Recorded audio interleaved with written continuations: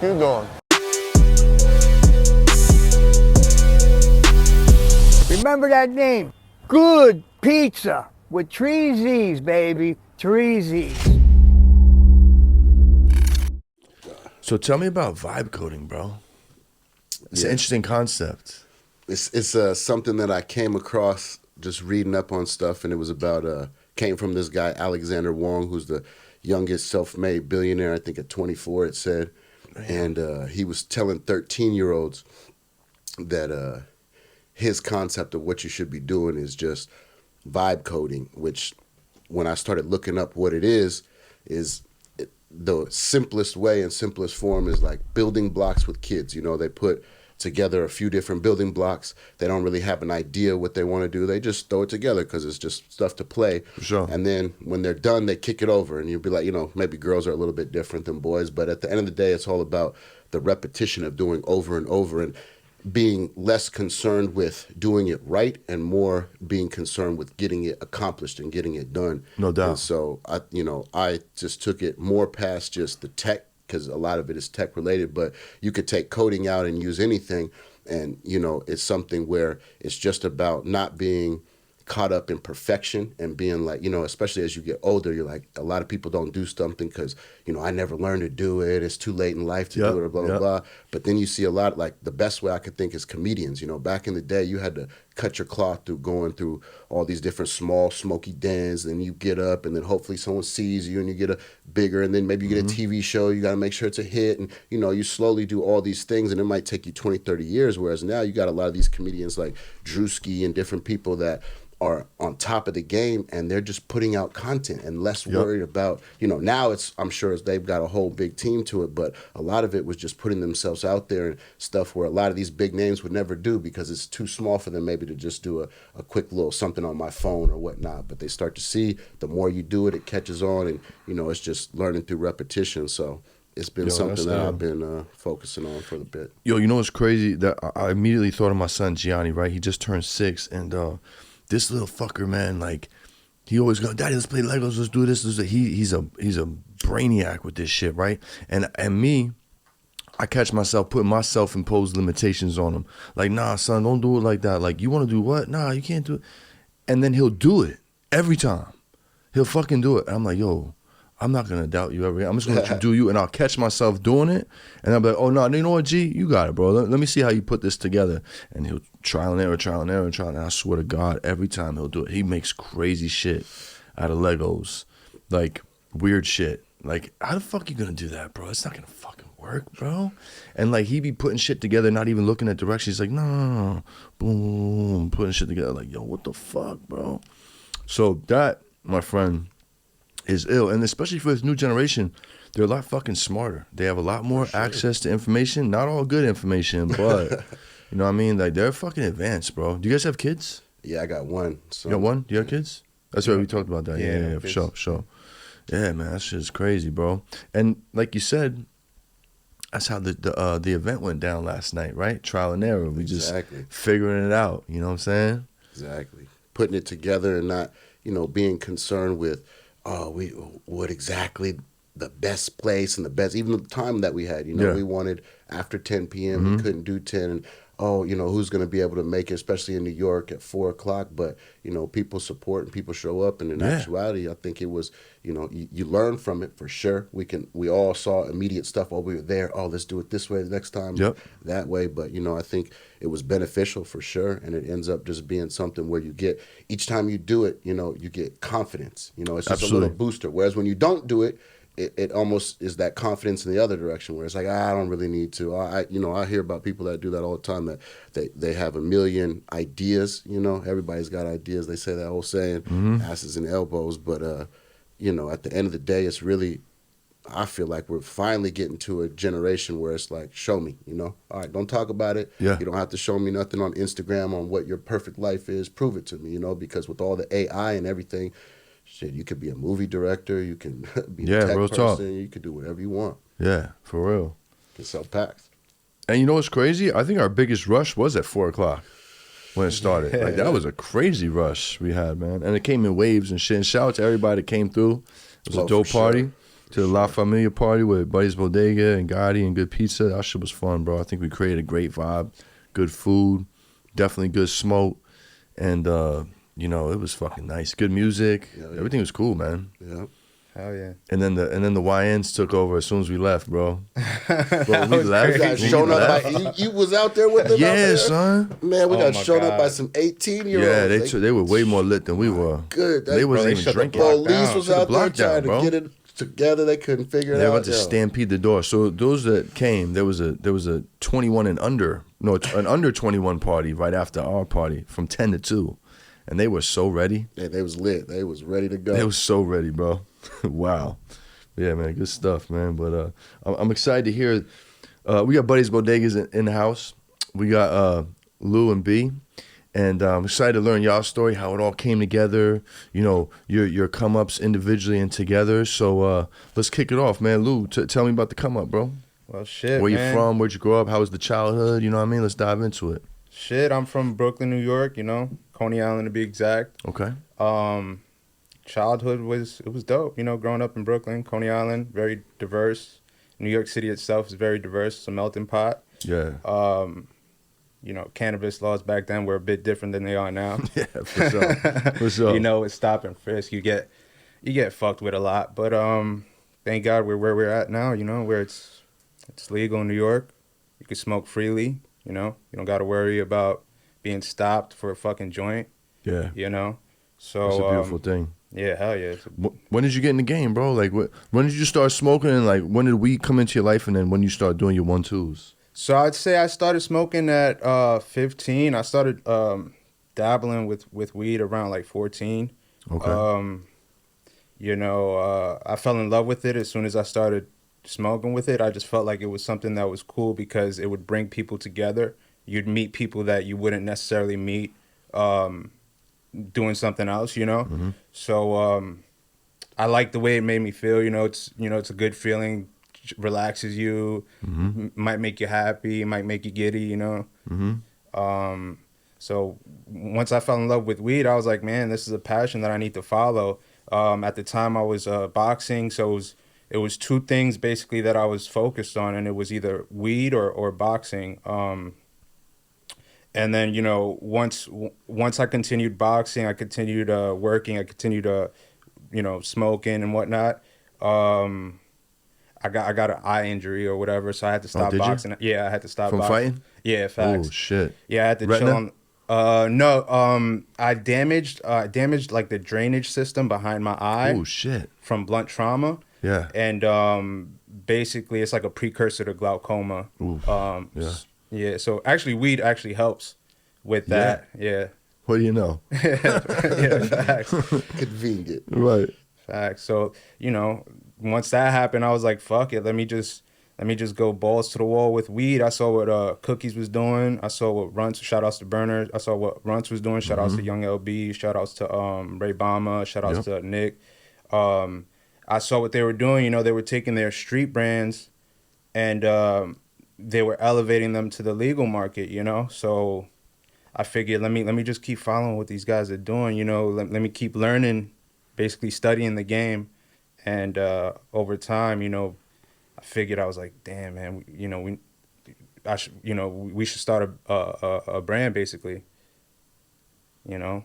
And over time, well, actually, this probably happened like shortly after meeting my partner Byron. Okay. How did y'all meet? What was the scenario? Jersey, what up? It's your boy JP, Good Pizza. Yo, everybody's been asking me, where can I get the slices in Jersey? Look no further. Peep the list. Check it out. It's right here. Pull up. Grab you a slice. Thank you for the support, Jersey. Peace, love, good pizza. We'll see y'all out there. Shit, it was honestly, it was through weed. It was through weed, you know. I figured that. It was through weed, you know. Shit, man. What year was this? What year did y'all meet? What year was this? Shit, I want to say it was like 2014. Probably. Okay. Like 2014, I'd say, because I was like around 24. All right. Yeah, and honestly, I saw him with a Gracie shirt on, with a Henzo Gracie shirt. Okay. And And I was like, this guy's cool. This guy's cool. Like, you know, Yeah, he's a fighter for sure. yeah. We could Yeah. be boys, you know. Yeah. And then from then on, you know, we both had a passion for weed. I was telling him, I was like, yo, bro, we gotta, you know, follow this shit. We gotta like create a brand and blow it up. Look at these guys' cookies. Look at these guys' runts. Look at Dub's Garden. These guys are, you know, they got their brand. They're in the legal market. I'm like, you know, that's the goal, you know. Hell yeah. Hell yeah. That's fire. So let's pause it right there. This is about when you guys met. B, let's flip it over to you. Tell us a little about your come up. Where'd you grow up? What was the childhood like when the weed come in your life? Kind of flow us through that. Yes, sir.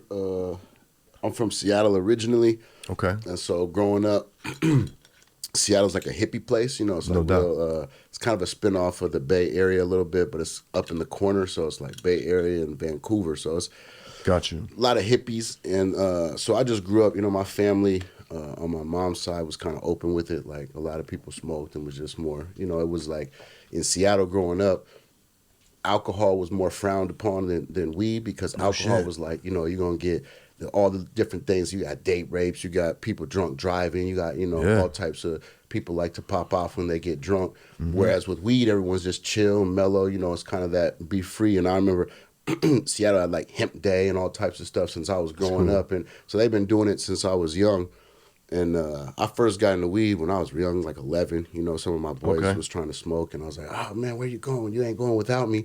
So we ended up getting some weed. And the story even was funny because it was me and my boy that went to go, and I'm 11 and he's 12. You know, we're young. And we was on the bus, and we went down to this place called the Ave in Seattle that was like known for all drugs. You know, it was easy. You could, you know, kids could go get drugs. Hell yeah. You know, and so My kind of block. exactly. So we seen like there was these two the older homies that were 14 and 15, Steve and Ryan, and we seen them. They're like, "Where you going?" We're like trying to go get some weed. So they're like, we'll help you get it. You just got to give us something." We're like, cool, straight. You know, we don't know what we got to do. Yeah. So they're like, we know we can figure it out. So they're going around. We're asking people.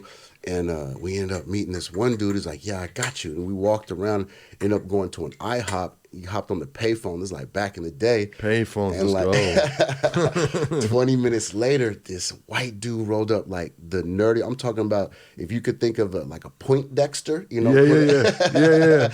Put a name to it. He rolled up on a 10-speed, helmet on and everything, and Say had a what? black plastic bag, threw it in the bushes, and rode off. And the dude was like, hey, you never know it, but he's the man. He got 20 P's in the basement, and he goes through them like water, but you'd never know it. And I always remember that story because it just, I don't know, something like that stuck with me. So Yeah, hell yeah. you know, and then in high school, I was kind of, I got into it fairly early because I was always younger because my birthday's in August. So, you know, I was like at the cutoff. So I made the cut. So I was younger than a lot of the older people and shit Yep. like that. And Yep. I just got into it just because I was always around. You know, my I first got my first pipe because my mom, I think, dropped on the front door. So I opened the door up and I seen a pipe on the ground. I'm like, oops, that's mine. So I'm already by 13 smoking. And 14, you know, we started, I had the whole concept like, if I get it for you and I get a better deal, then I can get a little bit. You know, I think that's how most people all start the Yep. game, and, you know, ended up flipping it and just got bigger and bigger because I was known for weed and I was just cool with everybody. You know, it was like people just fuck with me and kept looking out for me and giving me, Sure. you know, take this pack and get it off. And, you know, you realize later on that everybody's just looking for somebody to sell the product anyway or get it off. But, Yeah. you know, Yeah. I was just young and like whatever, enjoying it. And then, yeah, I kind of like, I fucked up in high school. I barely graduated. I graduated with a 1.8 because I just never went to school. I remember one class, Okay. I had 45 out of 47 missed days. Like, I just didn't, you know, I went 2 times, you know what I mean? And, Shit. But I was at this, it was right before, 1 year before they made it a 2.0, where you had to, you know, before they wouldn't let you go on to the next year. So for my year, thankfully, they just let me go. So I got out of high school and then tried to get my shit together, and I ended up like getting out of the weed for a little bit and got Okay. into acting and went to school for Rutgers because I had a little out to be able to, like, I ran with this mentor that was like, if you stick with me, I'll be able to get you out of here and do whatever. And I just wanted to get out of Seattle, so I did.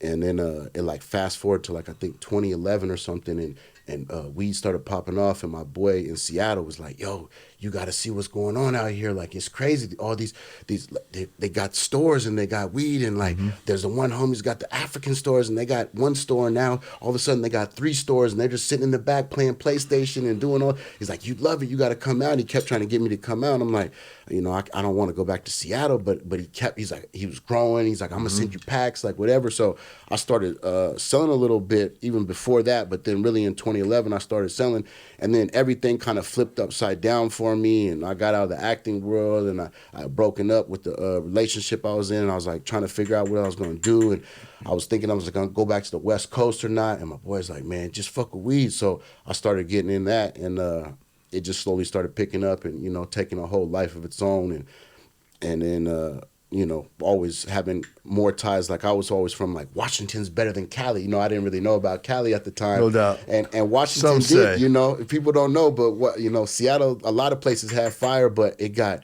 shut down like it, and I think Seattle was the first, Seattle and, I forget was it Oregon or something, were the 2 first to go legal, you know, and so I remember that. I think it was 2015, but the startups were started in like the signups were in 2013. So my boy was trying to get me to come out for there, but I didn't really want to go there. But I saw the vision, and then I started meeting some people out from California. I was like, wait, California seems like they do got some good stuff out here, you know, and they got more options and all this type of stuff. And then yeah, I guess fast forward, I had ended up meeting somebody that Lou was dealing with, and I couldn't get a hold of him. I had like 3 or 4 numbers, and I had something I was trying to show, and I just kind of went down the list and was like, yo, and then one of the numbers responded, and he was like, yo, you got something? Yeah, what's up? Let's go. And so then that was Lou? Lou ended up pulling up, and I'm like, oh, what's up? So then the homie pulling up to where? You were in I had moved to New York at this point. You moved to New York. I moved to New York in 2008. So I've been, you know, okay, gotcha. Jersey first, and then New York. I've been since Jersey in 2004, and then New York in 2008. Where in Jersey did you live? New Brunswick, because I was going to Rutgers. That's right. Okay, cool. And then I didn't really experience Jersey much, and then I ended up coming and staying in Harlem, and then pretty much was Harlem the entire time. Oh, no shit. Whereabouts? Got right in Sugar Hill. Okay. Got a condo over there, and, you know, it's just tight. I like that little area. It was cool. Yeah. Kind of like, you know, it's changing. It was right in like the area right on 8th Ave was kind of in the mix of the projects, but everybody was cool. You know what I mean? It was just it was different from Seattle, you know, and so I just like being in that environment. And, you know, it was good times. But yeah, then I pulled up with Lou, and he pulled up, and then that's kind of how we started working. And met over a pack, huh? Met over a pack, you know. Beautiful. And then his boy, I was saying, his boy tried to tax. He was like, you know, I'm gonna get $250 on every pack that he picks up, and then he disappeared and called me like 2 months later and was like, so you owe me $3,400. I was like, in what world do you got that figured out? And so then he kind of fell out the picture, and I realized he was selling basically greenhouse and outdoor to New York people that didn't know. And so I ended up working with them one time, and all my people were like, well, this ain't usually what you get. And I'm like, really? And I went back to dude, and he's like, yeah, this is greenhouse. I'm like, but you're selling at indoor prices. He's like, people don't know. That was that sweet spot. Oh my God. It was grimy. But if you know, you know. That was that sweet spot where you could get the fakers off, and nobody knew. Man, all day. You know how mad I was when I moved to Cali and I started hearing homies from Jersey saying deps and this and that. So I'm like, yo, who is talking? Why? Why do they know this? What a dep is? You know what I'm saying? Yeah. But yeah, okay, continue.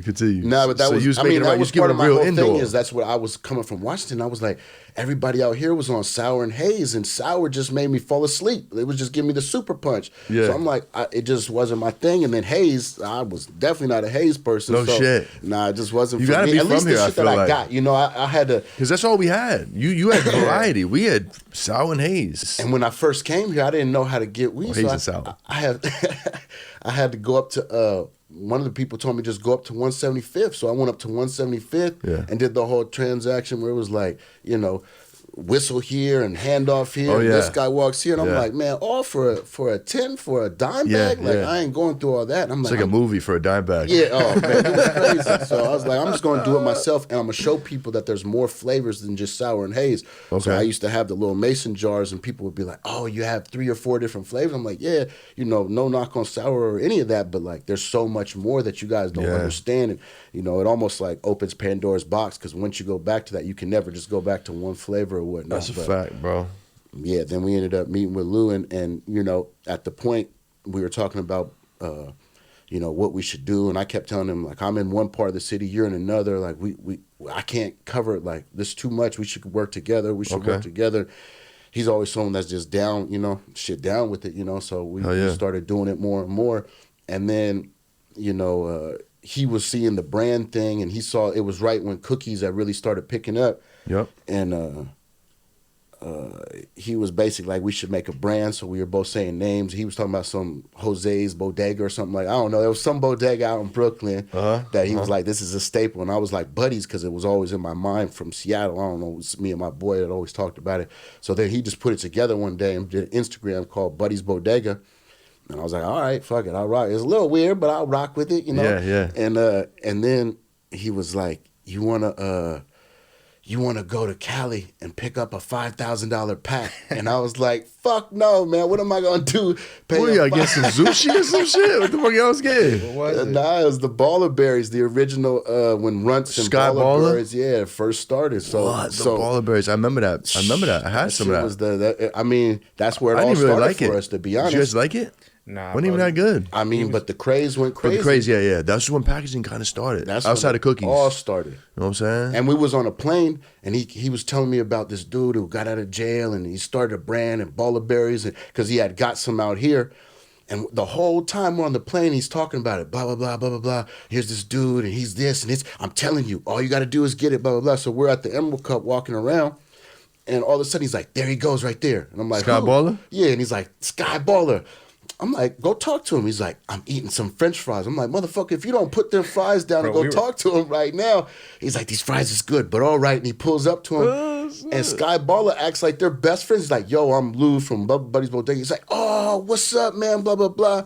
And the whole time he's telling me about this 5K pack, I'm like, I'm not spending 5K. I can get a pack for $1,200 and flip it for 15, 18, whatever I want. I'm good. Why would I pay 5K? And I'm telling him the whole flight. Must have told him 50 times, like, no, no, no. As soon as he sees Sky Baller, I'm like, all right, let's get one. And he goes and he comes back, and I'm like, you got any more? And he's like, yeah, I got another. And he goes and he comes back, and I'm like, you got any more? And he's like, I don't, but Runt's got some shit. And he comes back and he comes with the original Runt shit. And so we had that, and then popped it up. What year was this? What year? 2018. Yeah. Wow, Yeah, I was 2018 there. I Emerald was there. Cup. That was We when were all everyone there. said shit had just changed, because they had just switched over from the Prop 215. They're like, if you would have came last year, it was crazy, but this year is 17 different. was crazy. But, you know, there was still, I think it's all like, you just got to go out there, you know, even on the small man. stuff like the party. Every little thing matters. So. Yeah, bro. But yeah, that's how it all That's began. crazy and it over the popped up. Baller Berries, bro. Baller Berries. That's crazy, That shit was man. a frenzy, bro. It was Baller Berries, Runts, and then the other big name at the time, or there was a couple. There was Treehouse and King Cookie, I think it was. Yeah, King facts. Cookie, I remember King Cookie. With the blue cooks. Four of them, yeah, Yep. the blue cooks, and I think he had a 41 too. And those were King like Cookie the from four he's from biggest Oakland, ones. right? King Cookie. Yeah, I think so. Yeah, he. I don't know where he's from. I'm but, thinking it might be. No, I'm thinking of something Cookie Money or some shit. oh, there's King so many Cookie, yeah, there's cookies, a lot, the yeah, OG Cookie and all that. But yeah, he had the blue bags, and it used to be fire. It was the four of them. Treehouse used to do his thing in the beginning. There was Yeah, he had that's the kinda guava how it all cake. started. The guava The cake. guava I cake remember was the guava crazy. cake. And the guava cake we got, it's also how you know things started changing, because the first Baller Berries we got when we came back again, we got 4 units and 3 different strains within the 4 units. You know, so that's at that point, you know, you could already kind of understand what the game was. Shit, somebody comes with 5K, you're gonna find a way to get the pack to them. So, Oh, you yeah. know, I don't necessarily blame anyone for what they do, but I remember of that batch, we had got some guava cake, and it was seedy as fuck. The most seeds I've ever got.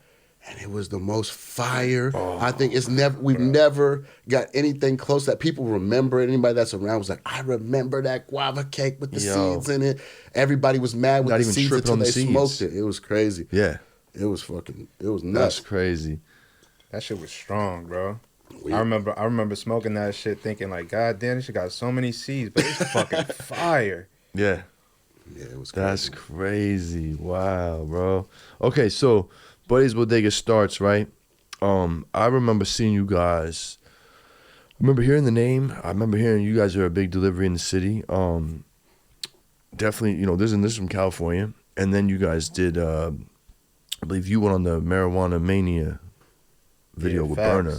Facts. And that's when I was like, oh shit, man. Like, I feel like everybody that Burner put on that video, like, people were really like tuned into them. Like, oh shit, okay, you got the cosign from Burner. Okay, that's what's up. And that was a really cool little video they did, man. Not little video, for I sure. didn't even say it like that.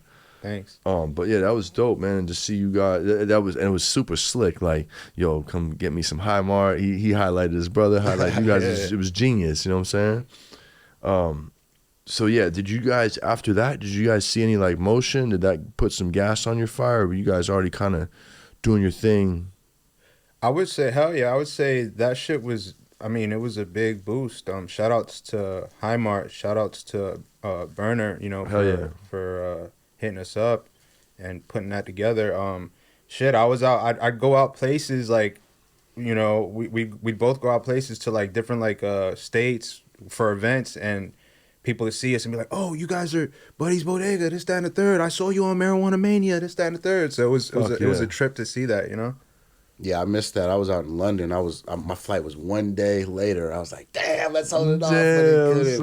And I was a Cookies fanboy since before Cookies was Cookies. I used to, it was funny, like, they opened a store in Seattle and San Francisco before he even had the weed shit. Yep. And it was something, I guess I just must have got it immediately. And I was like, this is dope. He's got a little, like, if you know, you know.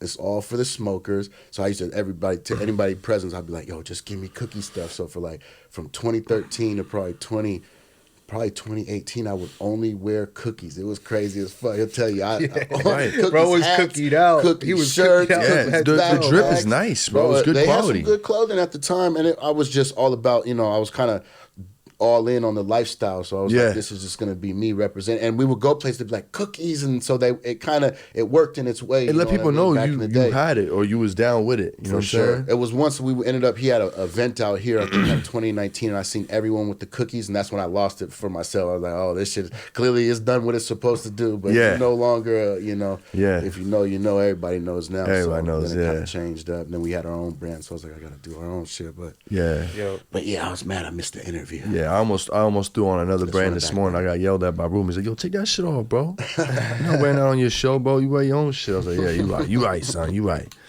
But can I wear the Alien Lab hoodie, though? He's like, yeah, you good.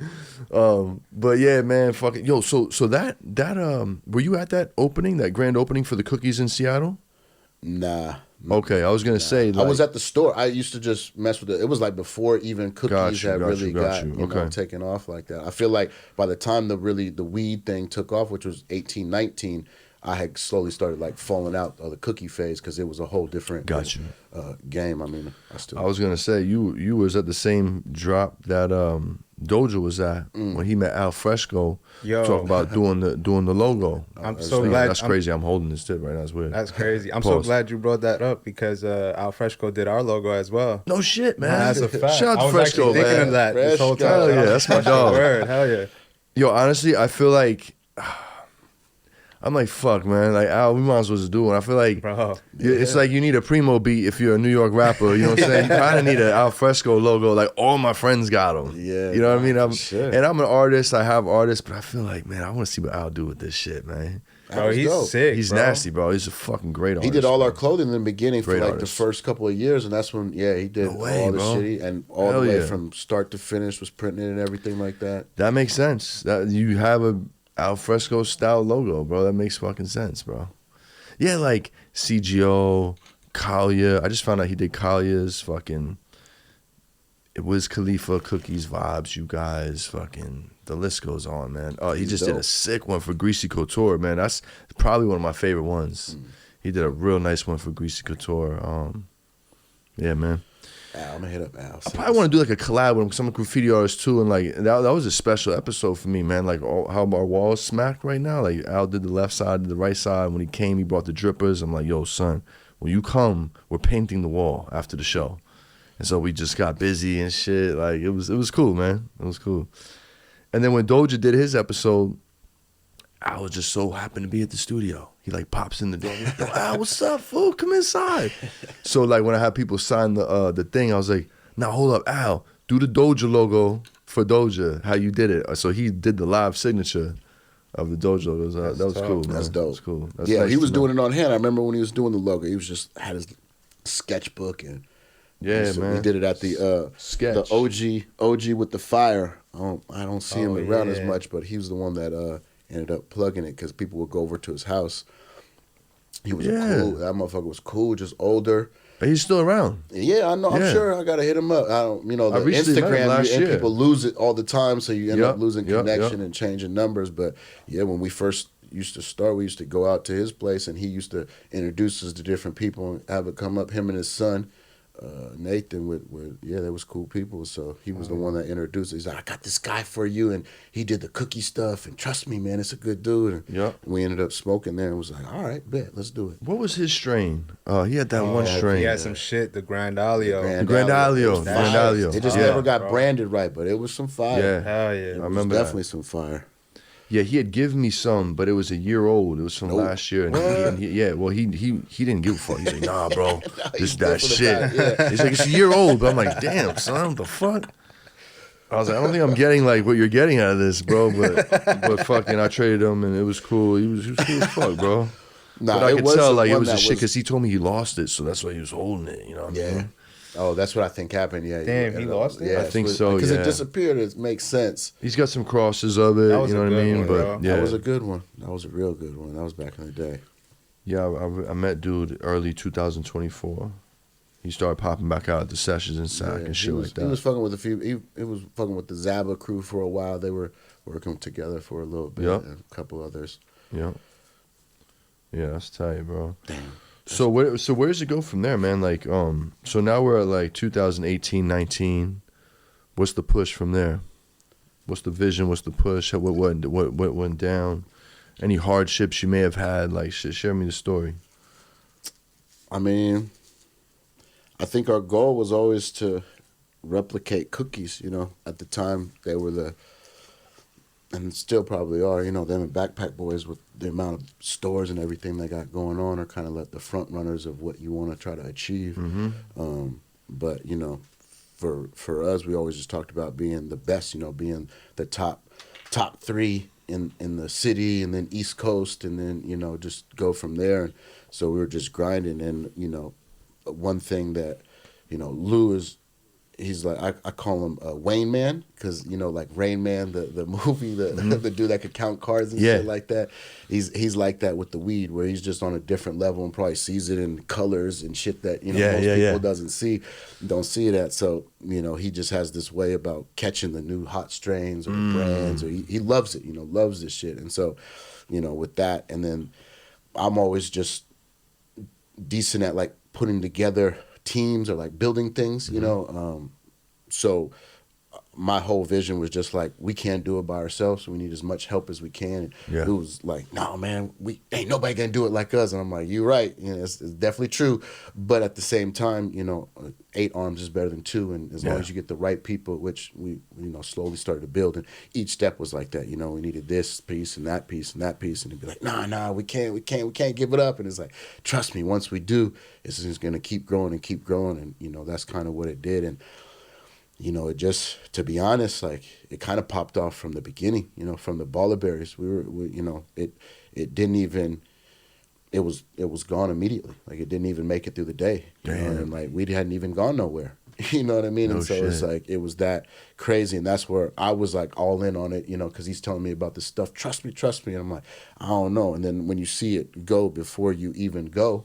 You're like, what is going on here? I never at $5K a pop, and we're now you're talking about everything else. So yeah, it just kind of took over, and we started really trying to both of our mindset was that it's gonna go legal one day, and so you gotta have the mindset of that. You can't be in this like trapper style forever because it's gonna be outdated. I seen it in Seattle, Washington, they killed it off. Washington probably did the worst with it, where they just killed off the black market immediately, and so that's why they had such a good start and then fizzled out where no one wanted to come because they kicked everybody out the game and everybody had to go someplace else to really help it build it up.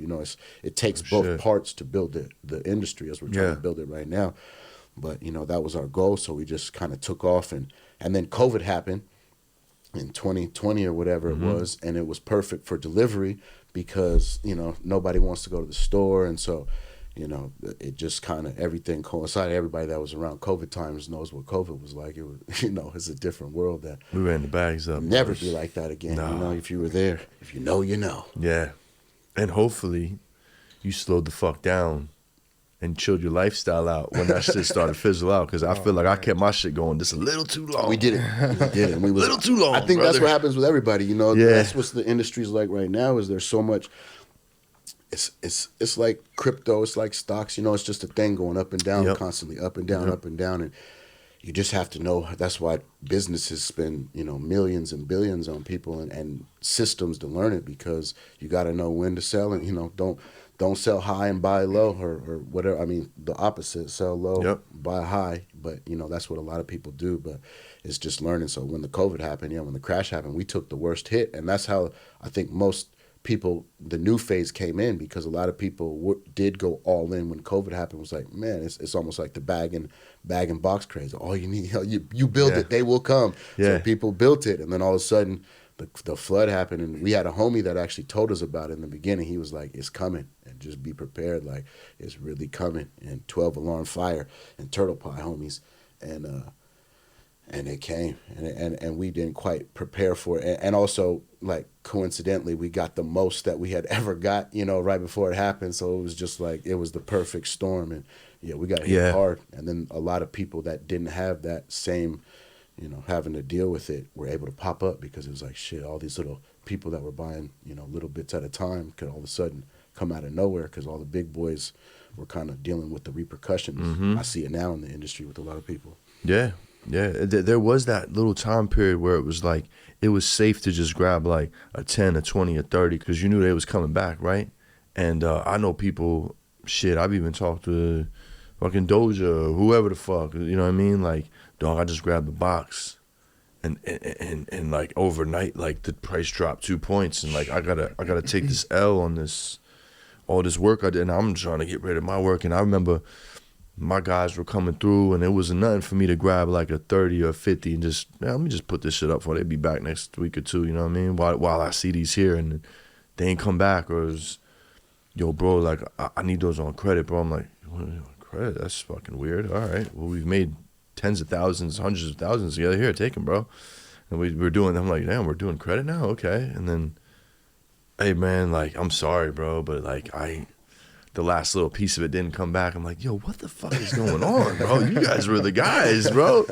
And it was just like, it was a sign, like, okay, I need to switch this all the way up, bro. I can't depend on this. Like, and that's when I launched my brand, and thank God for good pizza. And like, I can still get decent tickets and like keep the lights on. And it's weird how it all happened for everybody during that time. You had to be very smart, strategic, and know how to move, you know what I'm saying? And hopefully you've been doing it forever, so you know how to keep going, and you know the ebbs and flows. This ebb and flow is just different. The valley lasted a lot longer, I feel like. For sure. You know what I'm saying? And it's like you said, like, to be honest, this industry's been so long. Like, if you've really been in the game, you start to realize that some people only been in a couple of years. There's so many brands you see now. You're like, oh, I've been through it. You're like, man, 2022 or 2021, like, damn, I could tell you about when the crash happened back in 2017 and 2018, and when we were both going through it. Lou was talking about going to other thing. I'm like, just believe in the weed. He's like, man, fuck this, I gotta get paid. I remember I had a couple other people that were just looking to get a specific amount, and then they're like, I'm changing it up. And I was always like, I was just kind of just stubborn in my ways, where like, it's gonna get worked out. And I've had, I had a couple homies that were in all types of different games, and like everything else outside of the weed always ended up flat. It just ended up fucked up for a lot of people.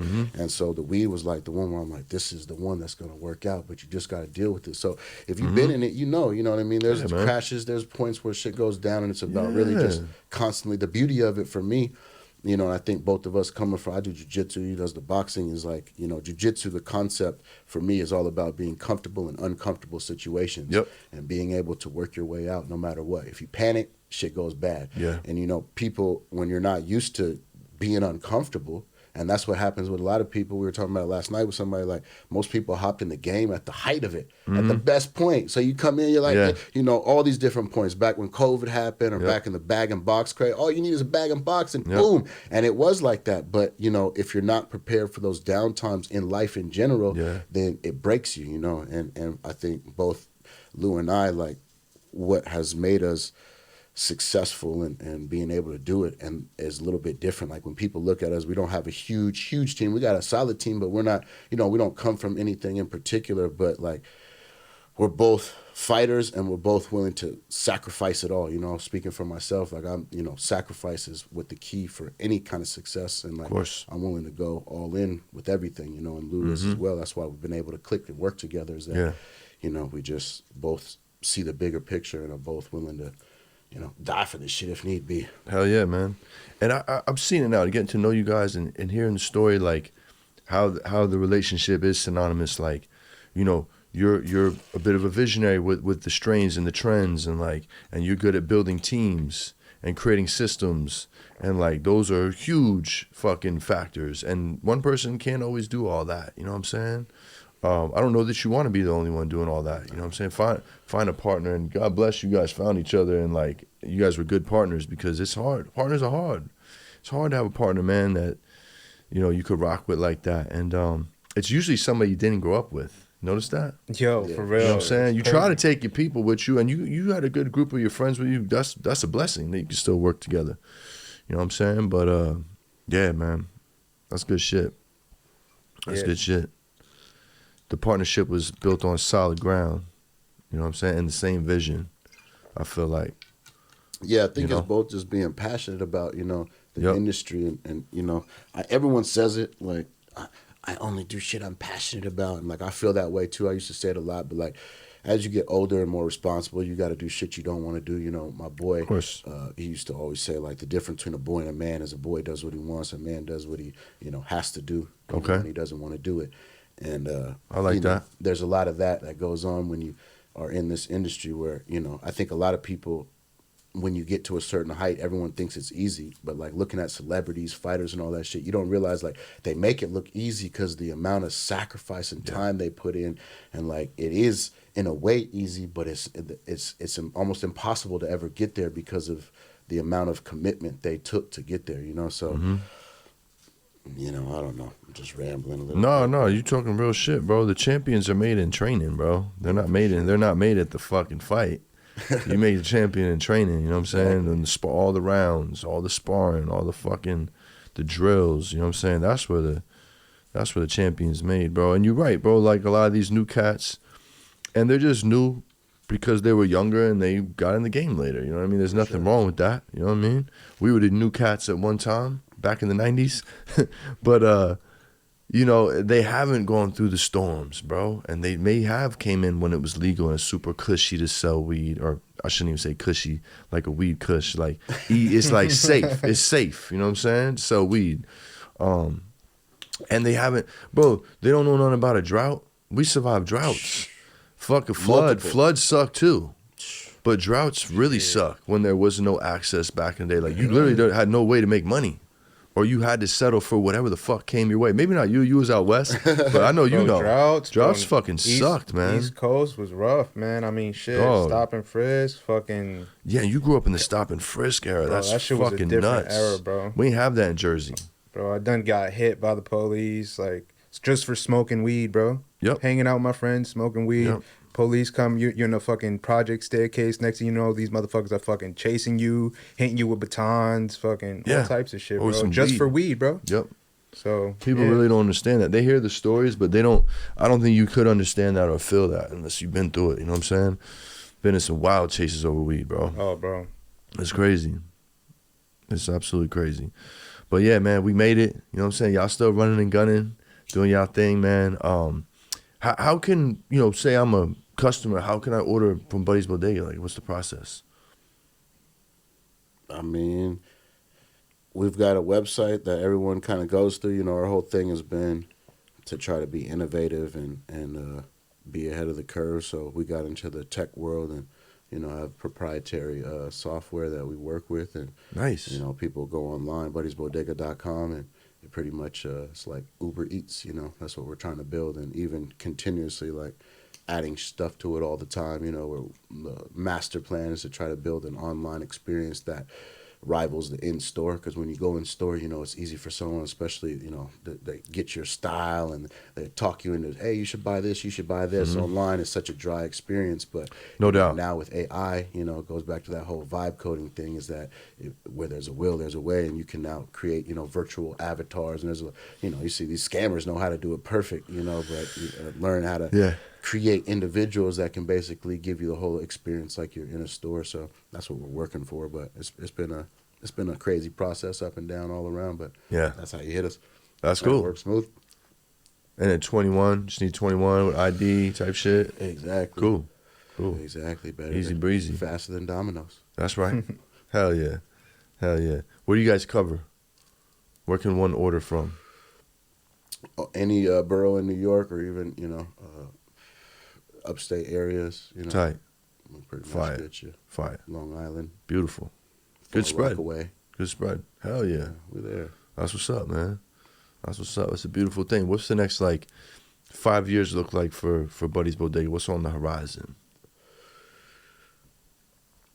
I think expansion, just continuously trying to grow out. I mean, I think the ultimate plan is we've been building a team for a while, so now it's time to build a board, and put together people that are more behind the scenes and can be visionaries. You got to have all the pieces. You have the body, you got to have the brain, the heart, and everything that puts it all together. So, I think ultimately, the vision for me, at least, is to be a part of the LMVH, or however you say LM, with the Louis Vuitton, and you look at, all the companies under their portfolio, Dior and Tiffany and Rolex and all these brands that are high-end, synonymous, and you see when they're all around the world, they're all kind of treated the same. And I think that, you look at these alcohol companies, the same ones, they have Constellation Brands and Anheuser-Busch and all these, big companies. That's where cannabis is going. And so I think, we don't need to be the top dog, but being in that umbrella and working with other brands. We've always been like that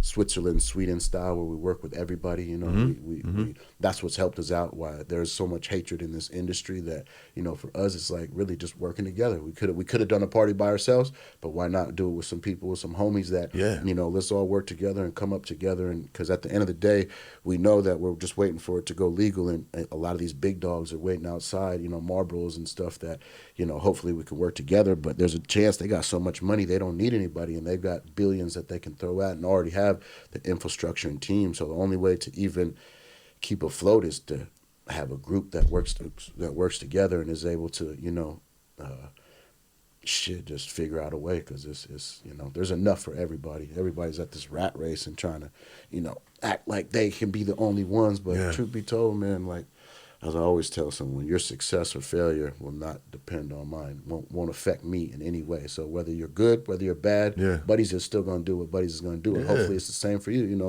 A lot of people be pocket watching and watching everybody like, man, fuck that. If the industry's down. I was just out in Cali, and it was funny. It wasn't funny, but it was funny. It was kind of scary, actually. But the number one question was, how you doing? How's things going for you? And you might as well just say, it's bad for me. Is it bad for you? But it's it's scary, because it was asked way more than it should have been, by everyone. And so you see where the industry is. But I think it's the beauty of it, is you just got to stay innovating. So I think for me at least, we're about building the infrastructure so we can start replicating what Juan and those guys are doing with the Backpack Boys and having stores all over. We want to have the stores. We've been building this technology that we can provide that a lot of people don't even have. I know a lot of these big brands don't have their own technology, and that allows us to see data and analytics and things that a lot of people aren't looking at on a regular basis, and we can control it and build more however we want. So expansion in that way. Nice, bro. And it's funny you say that, man. I've been hearing that a lot of places I'm going to, and they're not asking you, hey man, how's business? It's, hey man, how's it going? It's more in a lower voice, you know what I'm saying? Like, everything all right, bro? Because we're fucked up over here. It's and bad. they want to hear you say, yeah, it's fucked up. And I kind of do the same thing, because I don't like people pocket watching. Hey, man, it's crazy. I say, it's crazy out here. It's consistently inconsistent. You know what I'm saying? Sometimes I have a fucking great week and I'm like, we're fucking back. And then sometimes like, no, we're not. Okay, chill. It's gonna be good. And then, you know what I mean? But I've been doing this so fucking long, it's like, what else is new? What's next? What's next? It's like that for everybody, you know? too. I was watching the Martin Scorsese flick, and it's like this guy, he said his career died twice. You know what I mean? You feel like you're done for it, and you're falling off. And the difference is like that sacrifice and that willingness to endure the pain. You know, be comfortable in that uncomfortable. Like, fuck it. If you're really about it, you know, you'll figure out a way. Respect the journey, bro. You're going to get everything out of the journey. You're going to get the wins, the losses, the lessons, the blessings. You know what I'm saying? Like, just you have to fall in love with the journey and realize the journey is what makes you. You know what I'm saying? Exactly. Without the journey, without all that shit, you ain't shit, bro. If it was just a cakewalk the whole time, you get fucking bored, believe it or not. You know what I'm saying? Yeah, you can't. And if it was easy, everybody would do it forever. You know what I'm saying? Yeah, man. It looks easy, but that's the thing, you know? Yeah, it looks easy, but you ain't see me busting my eye. You ain't see the backstage, bro. People ain't ready for those losses, you know. It's great too. when you know when you're everything's good, but is it when you start taking losses of all different kinds, financial, mental, physical, all that stuff, friendships, families, all that, shit, it all comes with it, bro. That's part of life. And then back to back losses. You try those, a 2-3 piece, pours. bing bong bang. You know what I'm saying? Yeah, bro. Yeah, that's what's up. What are you guys seeing out there today in the cannabis industry? What are y'all calling bullshit on out there, what you're seeing in the game right now? Oh shit. I'm not what we're calling bullshit on? Yeah. Luke, go first. I'll let you go first. You got a minute? Oh man, I got a few brands on my mind. Nah, you know, I shit. It's hard to talk shit, but you know, I think what we try to do when we work with brands, like I think one of the keys that we've really been good at is, you know, having boots on the ground so we can really tell, you know, we build our Telegram and stuff where like people really are in the chat talking and people know, like I was just talking to Luxury Exotics and he be in there like really going back and forth. And sometimes, man, like I'll tell you a few brands like they've hopped out the chat because they can't take it because it's real. But I think, you get flamed in the chat. I smoke more than anybody else that I know. I smoke everything we have, so I can like I don't have to do a competition to tell you who's the best because I don't need to have you prepare. If this is what you drop, this is what for the people. Like I guarantee this is going to be some of your fire, and so you know we're able to try a lot.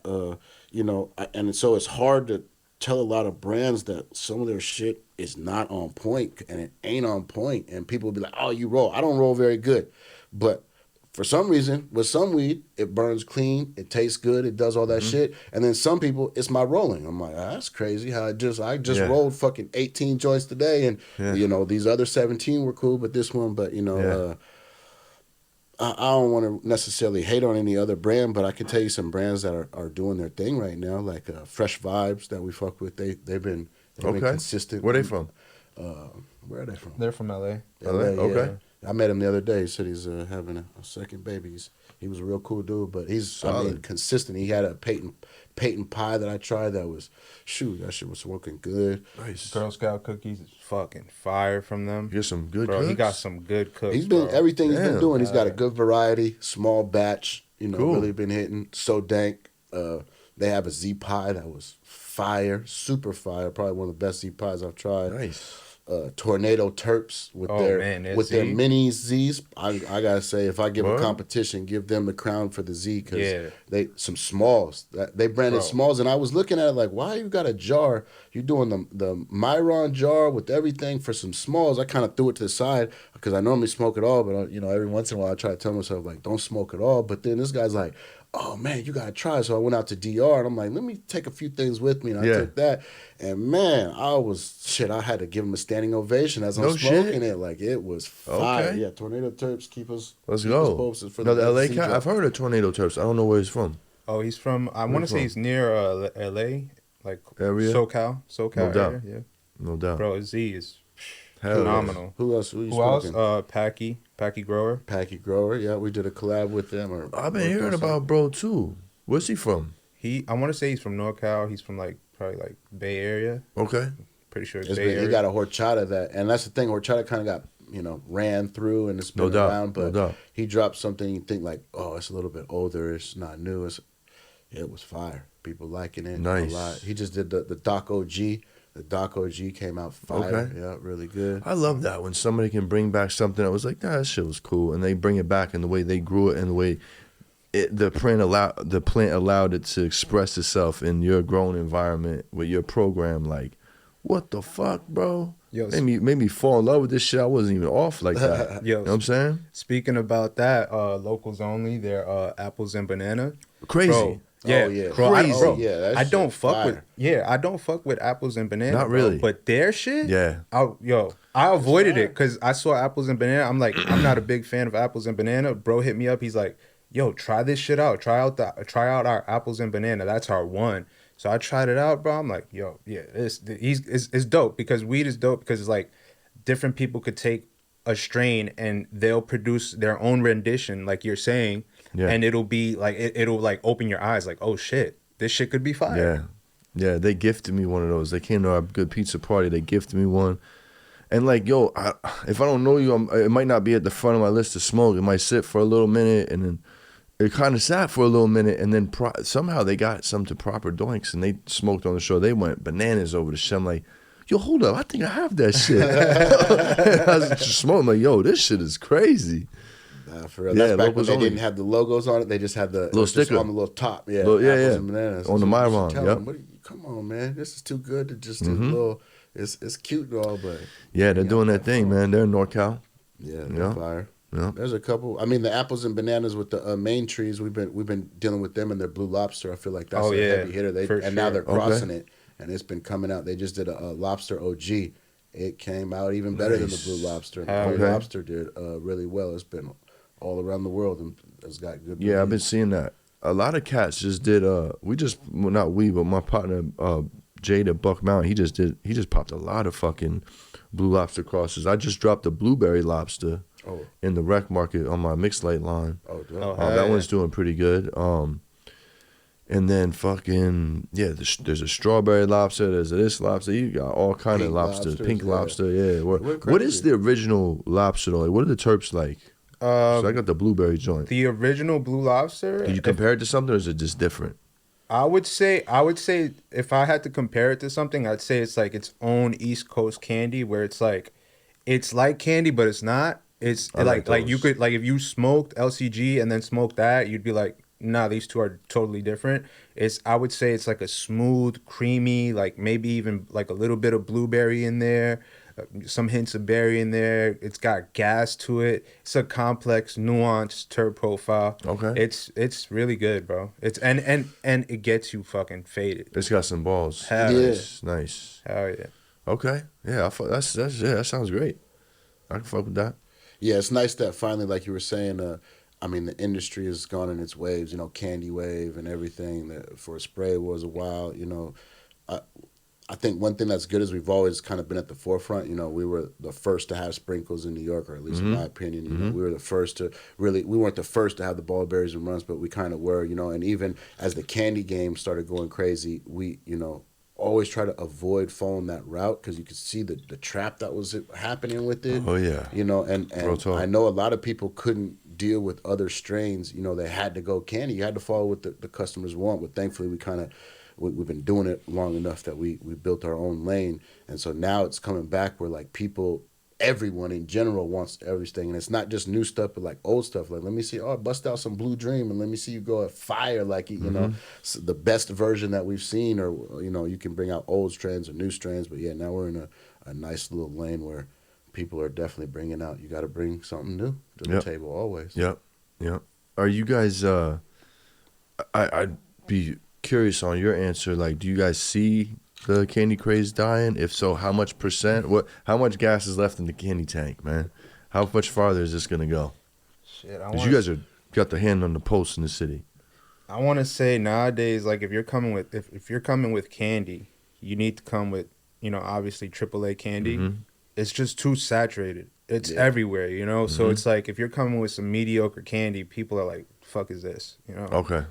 Yeah, I wouldn't say that it's Okay. dying. Like if people, like, I don't even. Well, Backpack Boys had one. I think it was it was the Rolex watch or something like that, and it was kind of a candy profile. And if it's fire and it's a little bit different, like you know, Okay. like I said, we always go back to analytics, and it was their last few drops have been on top of the sales, you know, and it's a more candy profile than mixed veg, but it's been fire. And I think that's like what Lou was saying, is that it just became so oversaturated, and you got so many people fighting for candy, so like everybody's going, like, especially the triple A's, you know, like yeah. regular candy everybody can get, but the triple A's are what people are really hunting off. And so if you can get it, you know how it goes. People, Yep. I'm taking your whole crop. I'm gonna get the next one. Let me Yeah. prepay for them all. So finding that real good candy is hard, but people don't really. I mean, I think not enough people try other people's stuff. You know, you get a little bit here or there, but once you find your good grower, you're happy with them. You get a few little strains, but when you get to try everyone's, you get a real, you know, rapport on like what's going on, what candy do they have. And, you know, we're all in the candy lane. I want to know what yours is. What everybody hits us like, which one's the best? Which one, you know, which one? Like, man, not yours right now, but Yeah, no doubt. But you know, I think when you bring some fire, but you got to do everything. You know, candy doesn't come candy alone. That box better be amazing. That bag better be amazing. All the drop better align at the same time. I hope it didn't get lost in shipping and shows up 3 weeks late. And now you got stuff you're sitting on. But you know, if it lines up correctly, it'll go. But I think it takes so much more work now that It does. and then the margins are a lot smaller. So you know. I mean, I help these guys source those. Well, I've attempted, I should say, because, you know, yo, you get triple A's, cool. I take them to 5 spots. And like, nah, this ain't it. Nah, I'm like, this ain't it. I'm like, what the fuck? Oh, nah, I need all A nugs. I'm like, bro, we're in facilities, bro. It's A's and B's. What the fuck are you talking about? I was like, you know what, bro? Good luck, man. Appreciate you, man. Don't hit me ever again. But yo, hit me if anything. Don't hit me ever again. I'm not wasting my time because I don't really have time in like my life and my brand in the media to like take people on a never-ending goose chase for some triple A's. Like I realized, like, okay, Sacramento doesn't have triple A's. Cool. Yeah. Got it. LA took Yes, it they're off. in LA. Yeah. I'm like, dude, you're in and they're cheaper in LA. You know what I'm saying? Exactly. So I'm like, I can get you like the other stuff. Come for me with the triple A other shit, not the candies. I don't even do those no more. Yeah. You know what I mean? Nah, yeah. So I Candyland's seen been the taken standard over. Yep. to what I thought was a triple A. Nah, son. It ain't. And I can Okay. tell you it ain't. You smoke it, it's so crazy. Like it's such a I think the candy problem is that it's so oversaturated that everyone knows it. Like they close their eyes, smoke the first taste, you know what it's candy. So if it's it's at the decimal point. It better be a 10.0 because a 9.9, I could taste it. A 9.2, I'm definitely anything below a 9 is like, what the fuck are you doing? This Yeah. better be a $10 eighth, and it better still come with everything. You know? Yeah, that part. And ain't nobody That's doing crazy. it at that point. That's crazy. Yo, if y'all could change one thing in the game right now, what would it be?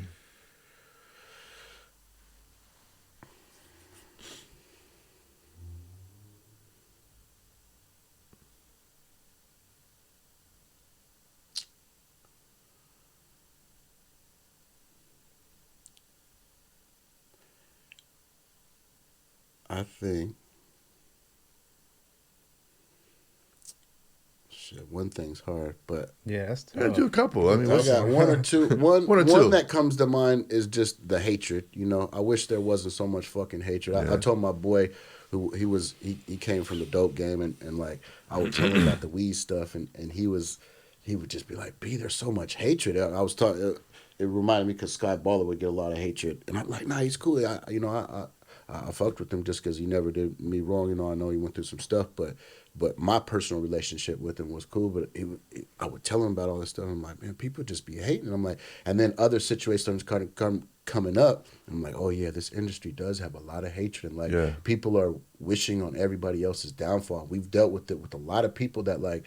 You know, so people that like I fucked with, and everywhere I would go, I would talk about this person. Yo, this person's good people. You know what I mean? Yeah. Fuck with them. You come to this area, you fuck with them because they're on top of the game. Then you hear about people talking like, why, man? People don't even know me. You know, most of the people that been talked about is they don't even know. I remember the first time I met L.A. Traffic, and he didn't even know who I was. And then I said, buddies, like, you're buddies? He was like, man, I thought, should we put on, he was like, I was going to wear my jewelry. And I thought, normally we got to do the big style because, you know, people be talking about y'all like, it's crazy. And he's like, but you're super chill. I'm like, nah, you seem super chill too. You know what I mean? And I ain't even about all that. Like, I'm just trying to, you know, get the business. But I see that there's a lot more that could be done if people were down to work together and not have so much friction. And I've talked to it with people about like building little alliances or different things like that. And even some of the big, you know, bigger homies have been like, you know, it's just, I got to just focus on me because I understand it too. Like trying to work with other people, you just get fucked every time, or there's just, you know, you find out this person's hating on and it just doesn't work. So that's one thing. And then for me, it's that the rec world, you know, somehow, you know, I remember when we were first getting started with New York, the whole trend was to hop on all the legacy brands. You know, they changed the traditional to the legacy over here in New York, and they called that, and everybody was on board. Made it sound so like it was mystic beautiful, and you know, professional at the same time. Everybody loved legacy. to say that shit. I'm legacy, and everybody was hugging on to. You've been in this for 5 years, bro. What the fuck you talking about? Everybody's legacy. 22, son. What the fuck you talking about? And all these people was coming from the outside, and like, you know, they were trying to find. It was almost like going to like a certain neighborhood, like find you a little like black or brown kid and like adopt them and make it look good, you know, bro, some shit. And like we had all types of people that became our best friend, and it was all to just, you know, basically get your, you know, license and get in with the people and get in how you get in. And then I seen a lot of people when we go to these meetings, man, me and Lou used to say like, it's about to be a bloodbath out here. You know, they offered a lot for the cards and all that type of stuff. Sure. And most people got fucked, and people were offered storefronts. You know, everybody was going to get a store, everyone was going to get backing, everyone's going to get this. So you got a lot of people that aren't really from the game, but they maybe really wanted to do this, and they really put their hopes and dreams, and maybe they invest in something, that they put all their chips up, and then all of a sudden to have it go left like it does, you know, it just doesn't allow for just the average people to get in it. And really you just see it's the people with the money and the big dogs, and really I think it's all a play to, you know, kind of get the industry and the culture going and then wipe it out and then let the big boys come in. But there's a lot of that. And then a lot of the homies, like we got a couple real good friends, people, everybody, you know, that's been in the game, and license deals that have gone wrong. And, you know, you license your products and now they're putting bullshit in your bags and putting all your shit in their bags. And, you know, just this deal where it's like, damn, why can't, you know, if we could just figure that part out. Because, you know, I think there's a lot of, you look at like, you know, I look up to like the Wands and the Ryans and, you know, like what you got going on. A lot of people here that like are some business masterminds really. And like you get with the right people, like we could make billions off of this. Fuck, a couple millions, cool, but let's make some billions. But, you know, there's just, again, a lot of hatred. And then when you do go on the rec side, there just seems to be a lot. I heard one homie's like, yeah, I got multiple stores in Michigan, but I'm dealing with lawsuits. Man, what the God damn, you know, so it's always something, you know, and you know, I just, if I could change, that would be one or two things. Oh, man, that'd be great. That'd be great if we could do away with that shit, man. Yeah. We can all live in fairy tale land. Word. Yeah, there's way too much hate, bro. There's way too much hate. I mean, I was talking to one of you earlier about this. I don't know who, but like, even in SAC, bro, it's like nobody really works with each other no more. You know what I'm saying? Everybody's trying to be the man. Everybody has a brand now. Nobody wants to support each other because, oh, no, I know you get them packs from, I get them from da-da-da, da-da-da. You know what I'm saying? Everything is you know, it's the Instagram, Insta trapping era, I call it. You know, plug hopping's a regular thing. That's just part of the game now. It's not even like a negative thing unless you're an old fuck like me who don't respect it. Like, I respect the order because I grew up in the order, and I've paid for plugs. People have paid me for plugs, and people have rented my phone off of me. You know what I'm saying? When I left the East, you know what I'm saying? Like, here you go. You know what I'm saying? Shoot me this a month. You know, so I come from that. Why you didn't hit us for that phone? I fucking wish I knew y'all, bro. I put the two worst people in the world, and looking back, irresponsible for my shit, bro. So yeah, I wish I would have met you guys a little sooner, man. But you know how the universe works, you know what I'm saying? I mean, it's crazy. I've been trying to get on y'all menu since I was selling Higher Vibrations, because Chris is my bro. Like, that was like my first like real friend, first real business partner out west, and I was just trying. I remember, yo, y'all need a high vibrations, man. Yo, Chris, I think I can get them in buddies, bro. Tell them about good pizza, man. You know what I'm saying? And then like it all naturally works out, bro, through G and all that. Like it's all happens how it's supposed to happen when it's supposed to happen. You know what I'm saying? And it's better like that because it was fucking natural. You know what I'm saying? If you're doing what you're doing, it's all. Yeah. And knowing you guys now, like I get it. You know what I'm saying? I see how it all went down and how it was supposed to go down. You know what I'm saying? Because you guys vet your vendors and vet the brands, and you got to hear about them for a little while and see what the buzz is about, and then smoke it, try it. Like, oh, all right, cool. Yeah. And it's, at the end of the day, you it's a lot of like the consumers, and that's what's good. Like Lou is great with that shit where he goes out and like it's about building the community where we can get people on board and less of like following trends, but more trying to make the trends and getting people like, you got to convince them because some of these motherfuckers are stubborn and they, it was hard to get people off sour. So getting them off of other stuff is different, but you slowly start introducing them. Like I personally feel like we got the best menu in the world because there's people that hit us in Cali and all over the place like, yo, nobody has what you have. And if you look at the amount of SKUs that we have, it's untouched. I'd love to rival and, have a competition of menus and see what there is out there because our variety is crazy, but it's all about really introducing the new people. And Lou like is the mastermind, the way man of it, where he is able to follow these people, and then he's a DM slider. So this guy will slide in your DM. DM slider, let's go. He'll slide in. So I'll tell we find a brand and be like, yo, slide in DM. He's like, I'm already on it. Been there, Pop. We already rapping. He's already full conversation. Hell yeah, that's fire, bro. Yeah, I feel it. So let's talk weed strains, fellas. Let's the people want to know what's y'all top 3 strains of all time. B, we'll start with you. We're gonna go one old school, one new school, one desert island strain. You stuck on island with for the rest of your life. And then we'll go Lou. Old school, my favorite was this platinum Girl Scout cookies that was grown out in Seattle, and I got this batch. It somehow made it out here too, and it was fire, super fire. But we ended up those growers disappeared when everything changed in Washington. But they were the one Washington where I used to be proud of being from Washington. Like you guys don't know, like it will go toe to toe with Cali. They had that and cherry pie. The cherry pie used to be so iced out that, when you took it off the bag, it was just all ice on the sides. It was the fucking, it was the, I have never smoked cherry pie like that, to be honest, ever since. Like, I've had some pretty good batches, but it wasn't nothing like that. So that was those two, the platinum Girl Scout cookies and the cherry pie. New school, sheesh.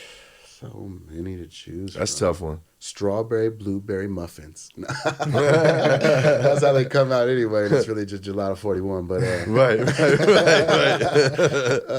shit, man, I don't know. I don't know if it's new, but I do like the Z pie just because it's in my mind. I've tried it a few times. That when it's crazy because I've tried it and I never really tried it before, I guess. And then I tried it by a few people that grew it right. And it's like, oh, this is what people have been. Because I remember we'd get it and I'm like, why are we getting that shit again? I've had it. It's trash. It's okay, but it ain't nothing special. But I guess it's just, everything needs the right touch and the right time. And so I like that. But, in the desert island, I'm part of the whole problem. I take that candy strain to die, Let's go. Okay. Didn't see that coming. And I can, it's just... Bro, it's your island, bro. You don't gotta explain to me. This is your truth. For me, so I'm probably a victim of the whole race as well. But no doubt. Yo, real quick before you go, Lou, Z Pie, right? I did not realize that Z Pie was a seed drop by Raw Genetics. I didn't know this until I interviewed Raw Genetics. I thought the JBZ cut, that his keeper, was it. And that's what all my people, my cultivators were growing. So that's what I was white labeling, right? And then I tried LA Family Farms, like, yo, this shit is way different. What the fuck? And then I interviewed the homie from Raw Genetics, and he's like, oh, yeah, dude, that was seed drop. I'm like, what? I was like, oh, okay, cool. Oh, yeah. You got to That's keep it crazy. fly. I didn't know that shit We either. That's why you're just- seeing I all just these met other him out in Cali. variations. He's cool. We just Oh, he's cool as shit. Yeah, Bro, he's the man, got bro. the Zakigia and the purple. Zickigi, and Zickigi. however you say it. Yeah. I don't know. It's fire. It is That fire. one, and then Yeah. the kosher kush and Yep. another one. The Sakura that we're rocking that was right some now of is the favorite cool. that I tasted Yeah. out in Cali. I'd say that and the what's that? The other dude that I just said. Flavor. Fresh vibes. Yeah, fresh vibes. That motherfucker. Fresh vibes, hell yeah. Hell yeah. What's up, guys? It's your boy JP Good Pizza. Just taking a quick second to shout out my sponsors over at Grove Bags. Listen, it's an exclusive proprietary bag, and here's why we love them. Let's talk terpene preservation. This is the best environment for storing your cannabis. It keeps your cannabis at 58 to 62% humidity at all times. It's like your cannabis is living in San Diego year-round with the best weather. Terpene and flavor longevity. That's important. It inhibits microbial growth. No mold, Kujin. Let's talk light protection. UV rays and good pizza don't mix. It also increases shelf life. Guys, if you have your flower in a dispensary, please use Grove Bags. We all know that stuff sits sometimes. This is gonna be your saving grace for flower that sits on that shelf longer than it should. Don't mess around with the pizza. Use promo code GOODPIZZA with TreeZ's. Tell them Good Pizza sent you. We'll see y'all back on the show. What about you, Lou? What you got for us, brother? Top three. Shit, top three. You said old school, new school, and Desert Desert Island. Island. Yeah. Old school is gonna have to be sour. My man. I'm from New York, you know. Come on, I It's expected what we that. grew up on, you know. It was that one where you fucking, like everybody says, you have a dub in your pocket, you walk into a train car, everybody on that fucking train smells your weed. But sadly, I think it's gone. Sadly, I don't think there's sour around. Everybody says they have it. You try it, and it's like, brother, you don't have I it. think diet. that's the most offensive. Like sour. They're like, this is fucking sour. Yeah, it pisses you off, bro. I'm fucking For tired of real, hearing like, it. Come on, bro. Saying it. Shit, new school. Damn, since you already said Z Pod, I'm not gonna go with Z Pod. Z Pod's a great one. Snatched it. Snatched Yeah, it you up. snatched that one. I think I saw that so dank on the table too, and I was like, oh, that was fire. Yeah, that's a good one.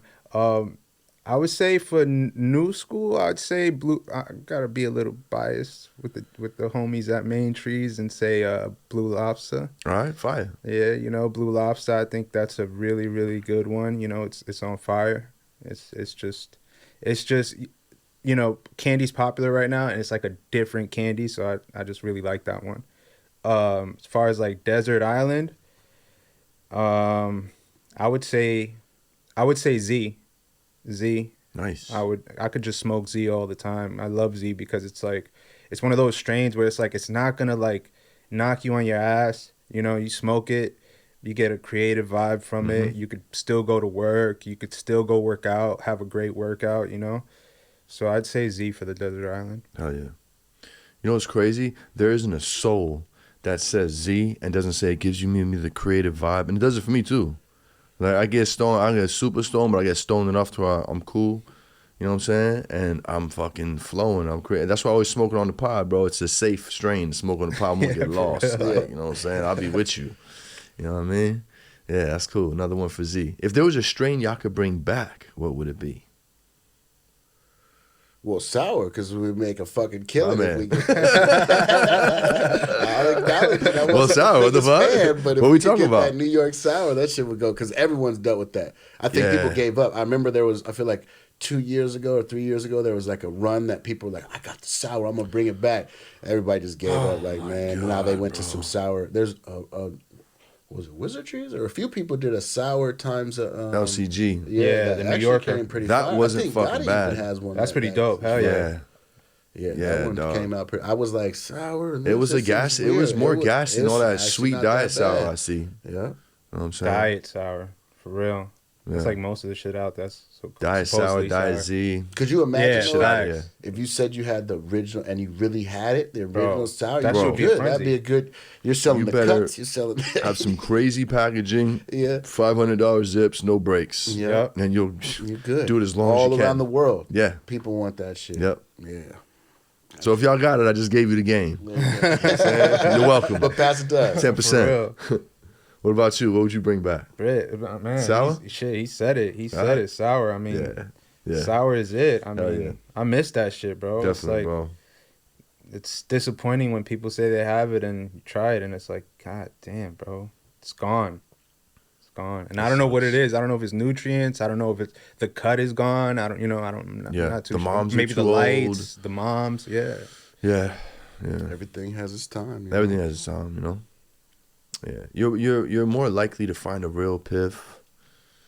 Yeah. And I think in hindsight, I don't think it was as good as we think it was because there wasn't all this variety that we had to compare it to. So there's nothing to side by side it. You know what I mean? And we were smoking in Dutchess. Yo, I was just That about. too. That's crazy. I was just about to say that. I was having that conversation with Yeah. somebody yesterday about how different of an experience you can have depending on the rolling paper that you use or whether you roll it in a Dutch. Like a haze, to me, if you smoke haze in a paper, to me it's no bueno. Yeah. But you put it in a Dutch, it's like the two complement each Yep. other. It's crazy, especially like Cuban black haze. It's Yeah. almost like Cuban black haze has like a tobacco terp to it, where it just Yeah. like it melds together amazingly. Yes, bro. Yeah, and it's part of the experience because that's the only. I am not one time in life, even when we didn't have Dutches, did I see somebody roll that in a joint. Not once, and that's all we fucking had for years back then. You know what I'm saying? You said Piff? Piff, yeah. Who brought Piff? From New York? Come on, well, people want back to know in- who was the first. The year 96 of the 1900s. For a while, I kept saying I was big. I just wanted to fuck around and said Buddies was the first. That with was Piff. fun. That was a fun little time in podcast media history. And then you know what's crazy? Shice Bubs called it out and kind of deaded it. I feel like when he went on First Smoke, he's like, "Yeah, man, you know what I mean? Like everybody just say, who brought the Piff to New York to get the little clips and shit, all the fucking everybody fired up, you know what I mean, or however That the was clickbait, funny, yeah, clickbait. yep. It's the ultimate clickbait, it was, fucking man. for all your clips, man. I mean, I get did to it. I've interviewed White Boy Kev. I made sure as fuck I asked him that. So, Pev, who brought the Piff to New York? You know what I'm saying? Instant clip, bro. But you know, through the podcast, through media, through White Boy Kev and meeting his friends, and I'm starting to get hit up by the Miami Cubans and Puerto Ricans that was like really on that side of the story that Kev was telling me about, that the Happy Monkey homies was telling me about, you know what I mean, going down there and shit. So it's cool hearing the story from everybody, man, you know what I mean? We're in the works of doing possibly a show with one of the Miami cats about the Piff history, you know what I'm saying? So I'm excited to do that, you know what I mean? But yeah, fucking Piff, man. What are you gonna do? Who brought it first? Who brought it first? Leave it in the comments. Light up There the you go. comments. Yeah, the You know what I'm saying? comments. Good. Come on. Yeah, man. So, successful guys like you, man, I'm curious, what is your definition of success, and has your definition of success changed over the years? Shit, I'd say being able to take care of your people. That's that's first. Making sure everybody's good. And the legacy, building a legacy, you know, yeah. something that's here even when you're gone, you know. Yeah. I would say that's success. Hell yeah. Like building a Coca-Cola, building a Budweiser, you know, Mhm. something like that. That I would say that's success. Hell yeah. Yeah, success. I mean, shit, being alive and free, because I know I got a lot of homeboys that ain't. You Yeah. know, so just being able to still do this shit right now is pretty successful in itself. But for me, it's just always about being the best version of yourself, you know, trying to push, you know, from jiu-jitsu, we'd always say, like, you're not competing against anybody else on the mat. You're just competing against your day one self. If you look back at who you are the first day you walked in, I guarantee you're better than that person. But if you compare, that's what's going on in the game right now. You look over and, oh, this person's good. You feel bad about yourself. This person's down. You feel good about yourself. You know, it's all based on something else, where if you just look, like I constantly looking back to where we started. I first started when I really came back from the weed, you know, I started with nothing. I was broke, couldn't even pay my rent. And I had to get a zip, and I couldn't afford a full zip, so I paid $200 and $200 with my boy, and it started from a half ounce. He smoked his, I sold mine, and, you know, the rest is history. And so to come from $200 and a half ounce to, you know, what we've been able to achieve, and really just like the network, you know, coming to meet you, and Yep. the party we did last night, and ZA Olympics we did with them, and, you know, all these different things over the years, going out to Cannabis, meeting people in Berlin, you know, all the different shit is just, to me, you know, it's my pet peeve is people that don't don't ever go for nothing, you know, just be lazy in life. I met enough of them where you're like, what the fuck is you doing, man? All you got to do is put in some effort, you know. It don't got to be the best ever, but just do something. So, you know, to me, success is, you know, you don't have to be, if you can leave a legacy behind, for sure, and that's the whole goal, but really it's just about constantly trying to, you know, be the best you can. I think if you do that, you know, if you're meant to leave a legacy, you'll do it, and if you're not, but as long as you're doing it, everything's gonna kind of work out in the long run. So that's to me. What you just said reminded me of something my mentor used to tell me. He's like, yo, it's about getting up and getting it, right? He said, ignorance on fire is better than knowledge on ice. You know what I'm saying? Just do it. Just fucking go do it, bro. Even if you're ignorant to how to do it, just fucking do it versus knowing the shit and not doing nothing with it. You know what I'm saying? Exactly.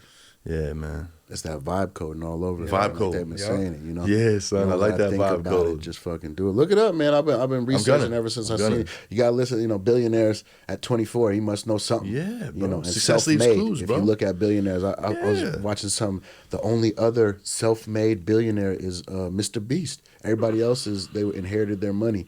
Mr. Beast under 30 got his billions. He's been doing his thing. No shit. Yeah, that's ill. That's crazy. I never thought of that. Who's a self-made billionaire versus coming from money? There's only a couple. When you look at it, everybody's it's not self-made millionaires, but billionaires is a different fucking story. Yeah.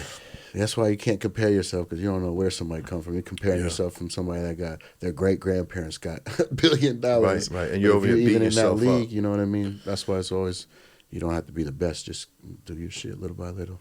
Hell yeah. If you guys could pick a personal mentor, who would it be? Anybody in the world? Dana White. Fire. Hell yeah. Damn, Dana's a good one. Shit.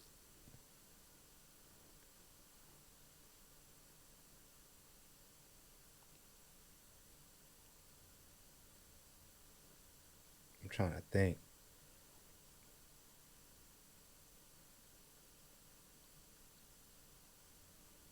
Good personal mentor.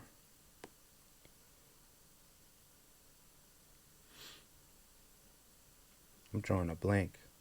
It's all good. Good personal mentor. What would I say? Oh, you got one. Huh? I said you got one. I got one? Yeah, right here, man. I'm about to say, I think he's hitting to you, bro. Shit. No, yeah, I'd say B. Oh, there you go. Yeah, no, for real. Yeah, I've learned a lot from B. Fire. Word. No, that's a good business partner. Somebody also to teach you a lot. You know what I'm saying? Hell yeah. Damn, look at all bacon, egg, and cheeses. My shit. Oh, brother. If you guys, what's the best or the worst advice someone's ever given you, or both? Pick one. Oh, I had a lot of good mentors, so I got a lot of good advice over the years. Dr. T told me that the 7 P's of success: proper prior planning prevents piss poor performance. You know, and if you don't properly plan, then priorly plan, then you plan to fail or some shit like that. But you know, that, and then, you know, on a lack of preparation on your part doesn't constitute emergency on mine. So because you weren't prepared with your shit don't mean jump. And in this industry, these motherfuckers need to learn that. Take that, look in the camera, say it. But because a lot of people, you make a lot of stuff around and people show up 2 hours late and like don't have respect for time, and time is money. It's the ultimate money making is time management. So you know, that, and you know, Shaolin, my first jiu-jitsu coach, used to say, like, as men, there's no excuses. You know, like, we all have everything we have to deal with. And so it was around training, and people come like, why you didn't come today? You know, and people, oh, my kid, or my back, or I had this, blah, blah. But like, we all had that. And at the time I had nothing but jiu-jitsu, so I was just all in on it and used to go train twice a day, you know, every day, and going crazy. And I started seeing what he was saying. We're like, it's easy to make an excuse. It's easy to not show up. It's easy to come 15 minutes late, and it's easy to say an excuse. Oops, my bad. You know, we have we talk about it. Somebody always says, oops, my bad, and it's kind of like it's okay. But as a man, you really don't have an excuse. And when you're telling an excuse, like one man to another, real, you know, alpha man, You just basically saying what you are, who you are, you know what I Yeah. mean? And so that was one thing that I really started to take in, where it's like, and when you start making that excuse or having a story, I call it story time on text, when your shit starts getting long, you're like, just save it, You already know. So Some about those long texts, like, there ain't no need. I don't believe you. Yeah, exactly. You put too much in that one, bro. Way too much. Yeah. It shouldn't be that complicated. And you guilty about something. Them long texts. Exactly. The dots start happening. Yeah. It goes from one line sentences to I call dots. them novels. It's got to give me a novel, son. Oh, the story. God. So I just I tell wanna people read save this. it. And if you tell enough people, they start catching themselves. Like, are you going into story time now? Because if so, save it. Yeah. I get where we're going with this. So, yeah, man. What about you, Lou? Shit, as far as like worst advice, I would say there's a lot of people that are naysayers that are like tell you, you know, don't do what you're doing. You know, you'll never achieve that because they're projecting themselves and their visions on you. And in reality, if you're passionate about something, in my opinion, if you're passionate about something and, you know, it could feed you, it could sustain you, it could sustain your living, you should go for it. You should go balls to the wall and get after it, you know? Oh, yeah. Because in life, unfortunately, you'll have a lot of naysayers that'll tell you, hey, man, you can't do that. Or maybe this will happen, or maybe this and that, you know? Yeah, that's a fact, bro. As far as like best advice, I'd probably say like kind of like it's similar to what we were talking about before with the vibe coding and whatnot, where it's like there's this saying, perfection stops productivity. Sometimes you just got to go out and do it, you know? You can't just hold yourself back because you're thinking, oh, this has to be perfect, that has to be perfect. Like, it's never going to be perfect. You just got to do it. Yep. Perfection. What is it? What is it? Perfection stops productivity. Yeah. Absolutely. Overanalyze till you're paralyzed. You know what I'm saying? Yes, sir. Exactly. Yeah. There's a lot of that goes on. Yeah.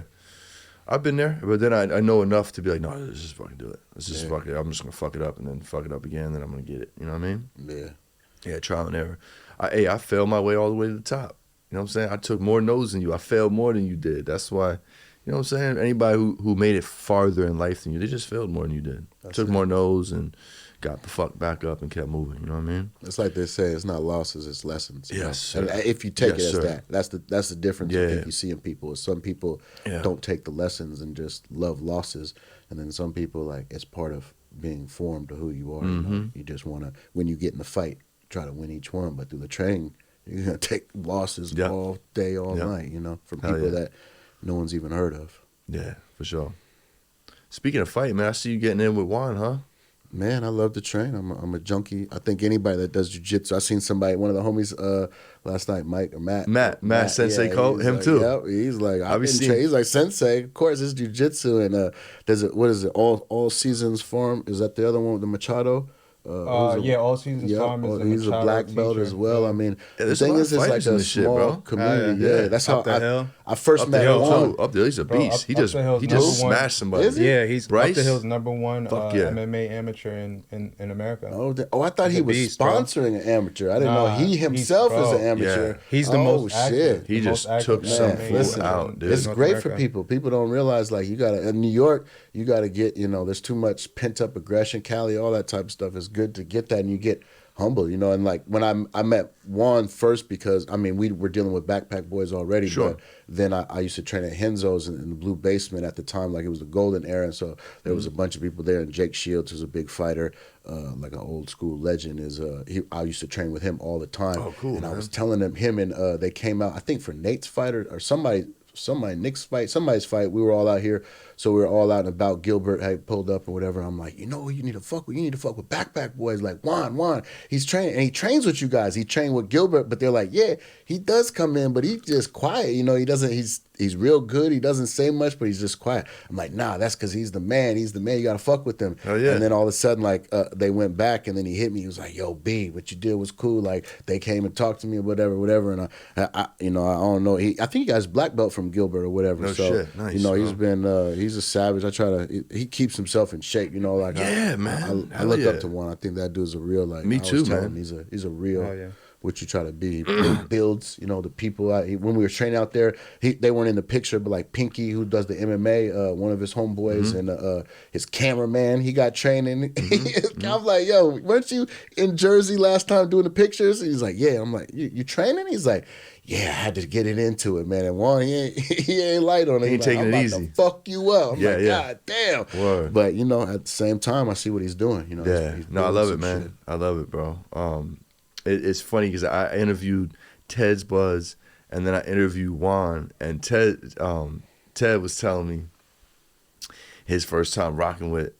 He's like, Juan's a bad man, right? And then I asked Juan about the fight, about this training they did. He's like, oh yeah, man, Ted, man, Theodore, crazy, man. He's like, usually I clipped it. It's a fucking great clip. He goes, usually like, you know, we just cruising a little bit before we hop on the highway.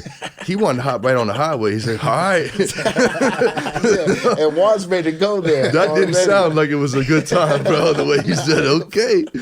So, yeah, man, that's cool, bro. Shout out to Juan. Shout out to Ted, man. Yeah. Shout out to all the fighters in the space, man. It's dope. Sir. It's dope to see everybody. Yeah, we should do something. We should all get together. Yeah, hell yeah. Competition. Me and Lil have always talked about that. Any of the boxers, MMA, jiu-jitsu people want to get together and do a hell Cannabis. Yeah. It doesn't have to be around weed, but shit, we all love the fight world. Let's make it happen. Sponsor some fighters. We're always down. Damian Anderson. We're trying to work with him. He's an up-and-coming fighter. So, nice, bro.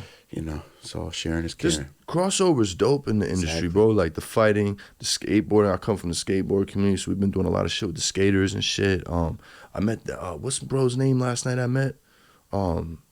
He was an OG. Oh, you're talking about the homie Food Rap, Chris Vidal. Yeah, bro. New York City legend right there. Yeah, cool as hell, man. We had the Upper West Side Skate, yes, sir. Yeah, we had the great conversation about old school skate community. Like we knew a lot of the same dudes from back in the 90s and the Brooklyn Banks days and shit. And it was a dope conversation we had, man. I was glad to meet him. Real cool. Hell yeah. He been supporting us since the beginning. That's dope. That's dope. Club, he supported them since the beginning. He's cool. Hell yeah. Speaking of legends, if you guys could smoke with two people, one that's dead, one that's still alive, who would they be?